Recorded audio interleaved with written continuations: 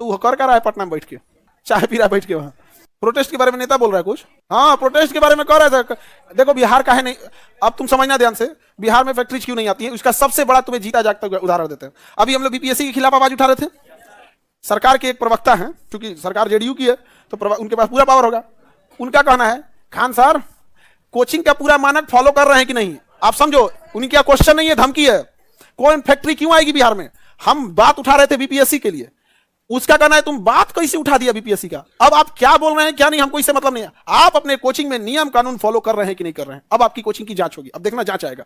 इसी वजह से फैक्ट्री नहीं आती है कि अगर वो कभी कोई अपनी शिकायत करने लगे तो उसकी जांच कर देगा। कोचिंग पर एक्ट कम ही लगता है, फैक्ट्री पे 35-40 को नियम लगता है कि उसकी बाउंड्री कितनी फीट छूटी होनी चाहिए, चिमनी कितना ऊंचा होना चाहिए। मतलब अगर कोई भी इंडिया की फैक्ट्री अगर उसको गहनता से जांच कर दिया जाता किसी न किसी चीज में फंसा देगा। और कुछ भी नहीं फंसाया, कहा कि इंस्पेक्शन में बहुत सारी अनियमितता दी गई, इसे बंद किया जाता है। 3 महीना तो ऐसे ही बंद कर देगा, हाईकोर्ट दौड़ते रहिए। यही वजह है कि नहीं आ रहा है। धमकी हमको खुलेआम दिया जा रहा है कि आपकी भी जांच होगी, कोचिंग एक्ट फॉलो कर रहे हैं कि नहीं कर रहे हैं। समझ आ गया कि नहीं आ गया, आप भी जेल जाइएगा। थोड़ा जेल से हम डरे हैं रे, तुम्हारे जेल से डरे हैं। तुम ये बताओ, तुम जेल से डरे, ये बताओ जिस दिन जेल से बाहर आएंगे उस दिन क्या करेंगे। जिस दिन जेल से बाहर आएंगे उस दिन क्या करेंगे। ये जितने बच्चे हैं ना, ये हर एक बिहार का ऐसा कोई गांव नहीं होगा, कोई वार्ड नहीं होगा जहां से बच्चे बचे होंगे। उस हर गांव से मंगाया जाएगा एक एक वीडियो कि बताइए आपका मंत्री ने क्या किया। उब जाओगे देखते देखते। जो पुल गिरा रहे हो ना, आज मीडिया नहीं पहुंचती है पुल गिरने के बाद, वहां 5000 आदमी पहुंच जाएगा, गिरा दिया ये चोट्टा, गिरा दिया पुल, गिरा दिया, ढा दिया, पैसा खा गया, ये कर दिया वो कर दिया। नहीं समझे। हम सोचिए, हमारा मांगना है री एग्जाम, बीपीएससी ने धांधली किया। हमको सरकार पे कभी कुछ बोलने गए, हम सरकार से मांगने गए कि आप ये इंडिपेंडेंट बॉडी बीपीएससी गलती कर रही। सोचिए सरकार में बैठा इंसान, सरकार में बैठा इंसान प्रवक्ता अगर बोलता है तो ऊपर से समझिए सीएम से बात आ रहा है। हमारा ऑफिस इंप्लॉई जो ऑफिस में बैठा है वो अगर कुछ बोल रहा है कि बैच इतने बजे आएगा, फीस इतना, इट मींस हमारी ओर से इंस्ट्रक्शन है।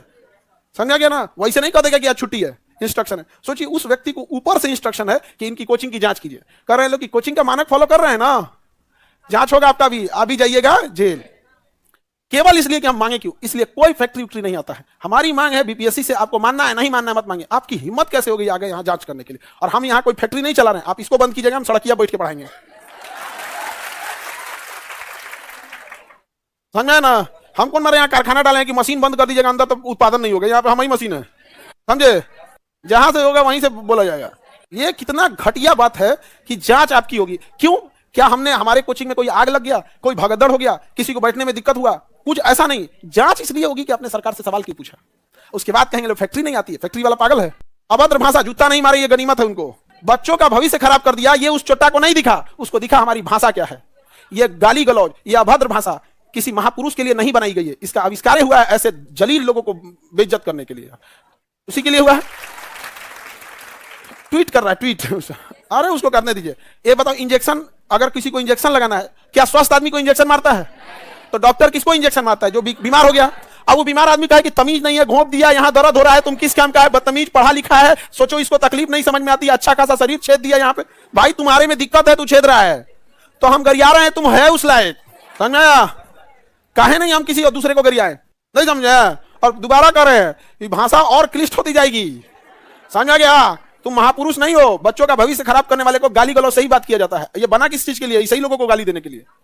समझा कि नहीं गया। और हम यही कहते हैं कि पूरे अध्यक्ष, पूरे बीपीएससी के अध्यक्ष हो, सचिव हो, आप अपनी पूरी सुरक्षा व्यवस्था के साथ आइए, लेकिन बच्चों से बात कीजिए ना। गाली गलौज करेगा तो आप कहिएगा।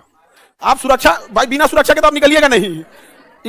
हमसे कह रहा है लोग कि इतने बाउंसर लेके क्या कर रहे हैं। वो मैनेजमेंट के हिस्सा थे, उस समय हमको ले गए थे, बाकी आप लोग को वही संभाल रहे थे। दूसरा, हम चोरी डकैती करके नहीं ले गए, अपने पैसा से ले गए थे उतने लोगों को। कोई सरकारी गार्ड लेके, हम एक मामूली नेता हो गए तो 20 लेके घूम रहे। तुम बताओ, जनता के पैसा से जो पुलिस में भर्ती हुआ था, बिहार की सेवा के लिए हुआ था, तुम अपने पीछे घुमा रहा है। तुम बताओ तुम्हारा गार्ड कहां से आया?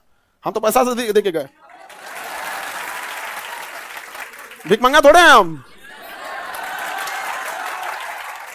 नहीं समझे। तो हम किसी दूसरे के पैसा से लेके जा रहे थे जी, हम तो अपने पैसा से लेके जा रहे थे। कोई ऐसा थोड़े कि हम मतलब सरकार के भरोसे बैठे थे कि ना हमको आप गार्ड दीजिएगा तबे जाएंगे, नहीं तो नहीं। सब हम तो अपने पैसा से गए थे। तो उस पर सवाल उठा रहे हैं लोग की अब सरकार का। कोई भी बताओ, कोई फैक्ट्री वाला आएगा? कोई भी फैक्ट्री वाला नहीं आएगा। क्यों? तो अगर जांच बैठा देगा सब, कोई ठीक नहीं है।